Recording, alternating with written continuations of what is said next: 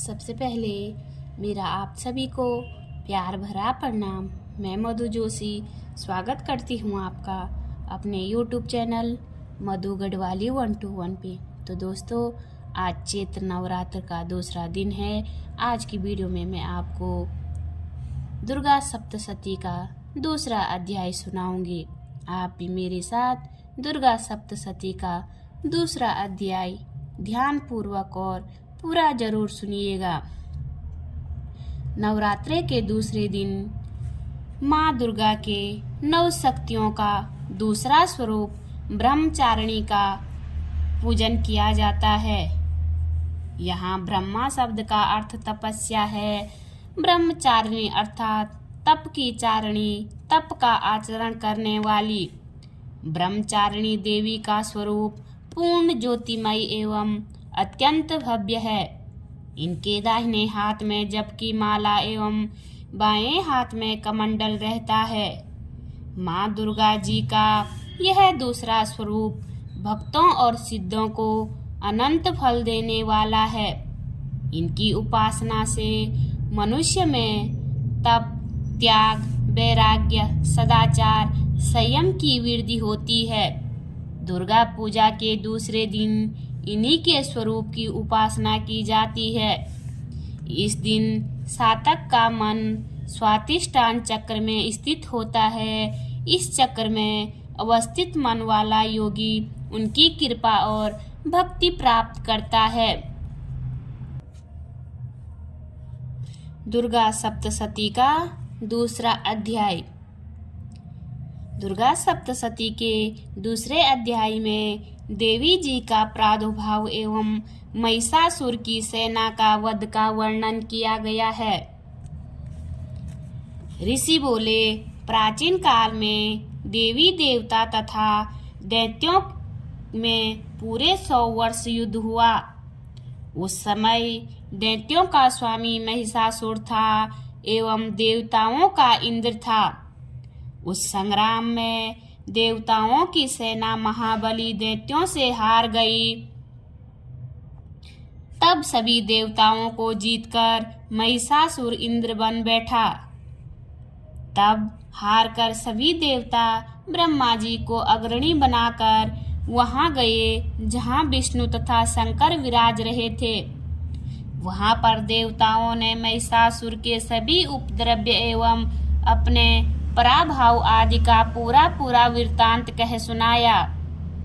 उन्होंने कहा कि महिषासुर ने तो सूर्य, अग्नि, पवन, चंद्रमा, यम तथा वरुण इत्यादि अन्य सभी देवताओं के अधिकार छीन लिए हैं। स्वयं ही सबका अधिष्ठाता बन बैठा है। उसने सभी देवताओं को स्वर्ग से निकाल दिया। महिषासुर महा दुरात्मा है। उसके वध का कोई उपाय कीजिए। इस प्रकार मधुसूदन तथा महादेव जी ने देवताओं के वचन सुने तो क्रोध से उनकी भौहें तन गई। तब भगवान विष्णु के मुख से एक महान तेज प्रकट हुआ। इसी प्रकार ब्रह्मा तथा शंकर के मुख से तेज प्रकट हुआ। दूसरे इंद्र आदि देवताओं के शरीर से भी महान तेज प्रकट हो आया। सभी तेज मिलकर एक हो गए। वह तेज पुंज इतना उग्र था जैसे कि जलता हुआ पहाड़ हो। देवताओं ने देखा कि उसकी ज्वालाएं सभी दिशाओं में फैल रही है। जब वह हुआ तो नारी के रूप में आ गया। महादेव जी के तेज से उसका मुख प्रकट हुआ। यम के तेज से उसके केश हुए। विष्णु के तेज से उस देवी की भुजाएं प्रकट हुई। चंद्रमा से दोनों स्तन, इंद्र के तेज से उसका कटि प्रदेश, वरुण के तेज से जंगा व उरुस्थल, पृथ्वी के तेज से नितंबों का प्रादुर्भाव हुआ। ब्रह्मा के तेज से दोनों चरण, सूर्य के तेज से चरणों की अंगुलियां, वसुओं के तेज से हाथों की उंगलियां, कुबेर के तेज से नासिका का आविर्भाव हुआ। उसके दांत प्रजापति के तेज से दोनों कान उत्पन्न हुए। इसी प्रकार समस्त देवताओं के तेज द्वारा भगवती का प्रादुर्भाव हुआ। इस प्रकार सभी देवताओं के तेज पुंज से प्रकट हुई देवी जी को देखकर महिषासुर से पीड़ित समस्त देवता प्रसन्न हुए। महादेवी ने देवी को अपने त्रिशूल से शूल निकाल कर दे दिया। श्री विष्णु जी अपना सुदर्शन चक्र प्रकट करके दिया। वरुण ने शंख तथा अग्नि ने उसे शक्ति दी। मारुत ने उन्हें धनुष दिया और बाणों से भरपूर 2 तरकस दे दिए। देवराज इंद्र ने अपने वज्र से वज्र पैदा करके दिया। फिर सहस्त्र नेत्री इंद्र ने ऐरावत हाथी से घंटा दिया। यमराज ने काल दंड से दंड प्रदान किया। सागरपति ने रुद्राक्ष माला अर्पित की। ब्रह्मा ने कमंडल भेंट किया। सूर्य ने भगवती के भी रोमकूपों में अपनी किरणें प्रदान की। काल ने तलवार और उत्तम ढाल अर्पण की। क्षीर सागर ने हार तथा कभी न पुराने होने वाले 2 वस्त्र भेंट दिए।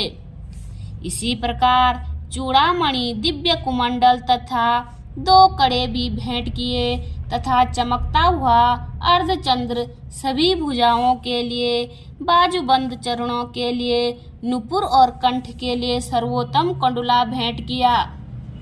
इस प्रकार सभी अंगुलियों के लिए जड़ित मुद्रिकाएं प्रदान की। विश्वकर्मा ने निर्मल परशु भेंट किया और उनके रूपों वाला अस्त्र, अभेद कवच, मस्तक तथा गले में धारण करने के योग्य कभी न कुमलाने वाली कमलों की माला दी। जलधि ने उन्हें बहुत सुंदर कमल दिया। हिमालय ने वाहन के लिए सिंह एवं और भी अनेक प्रकार के रत्न भेंट किए। कुबेर ने सुरा से भरपूर पात्र दिया। सभी नागों के स्वामी एवं सारे देवताओं ने भी भूषण एवं आयुधों के द्वारा देवी जी का सत्कार किया। तत्पश्चात भगवती ने अट्टहास करके ऊंचे स्वर में गर्जना की। इधर के शत्रुओं ने सारी त्रिलोकी को क्षोभग्रस्त देखा। तब तो वे अपनी सारी सेना को कवच आदि से तैयार कराकर अस्त्र शस्त्र लेकर झट उठ खड़े हुए। महिषासुर क्रोध में आकर बोला, अरे यह क्या हो रहा है? इतना कहकर सभी दैत्यों के साथ घिरकर उस सिंहनाथ की ओर भागा। वहां जाकर उसने तीनों लोकों को अपने तेज से प्रकाशित करती हुई देवी को देखा। उस देवी के चरणों के भार से पृथ्वी दबी जा रही थी।